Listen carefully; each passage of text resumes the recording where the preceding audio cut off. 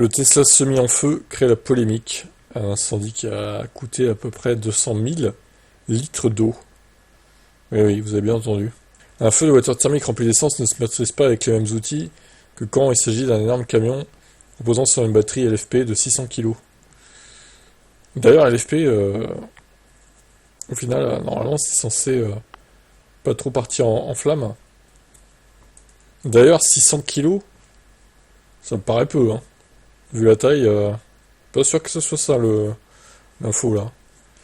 Avant tout, le conducteur du véhicule, un employé de Tesla, n'a malheureusement pas été blessé. Le rapport indique que 200 000 litres d'eau ont été utilisés pour circonscrire l'incendie, et qu'un avion a procédé à un largage d'un produit inifugé sur le site du sinistre.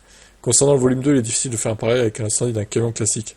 La motorisation à combustion interne, on sait juste que le diesel en feu et eau font très mauvais ménage. On fait donc plus souvent appel à des poudres extinctrices ou des mouches chimiques. Ces produits privent le feu de tout apport en oxygène, bloquant ainsi la réaction entre carburant, essence ou diesel et comburant, oxygène. Les feux de batterie au lithium sont connus depuis longtemps car ce type de batterie équipe la majorité des téléphones portables. Ouais, mais elles sont toutes petites les batteries des téléphones.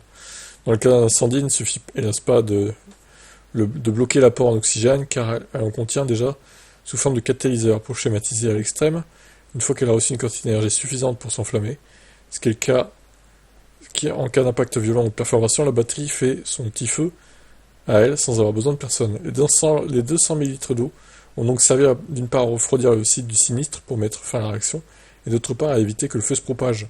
Quand on voit les photos fournies par NTSB, il est surprenant de constater qu'autour de l'épave ravagée par les flammes, les arbres n'ont presque pas souffert. On peut considérer que l'énorme quantité d'eau a surtout servi à contenir l'incendie. Le retardant, largué par avion, a eu exactement le même effet. J'avoue, ça aurait tellement pu s'embraser avec les arbres à côté et tout. Le problème est donc que les pompiers n'étaient pas équipés de bons produits pour combattre ce feu chimique, à savoir des fluides spécifiques qui ont un coefficient d'échange thermique plus important que l'eau, et refroidissent plus rapidement que les batteries en feu pour stopper la réaction. Ils ont alors dû utiliser une quantité anormalement excessive d'eau.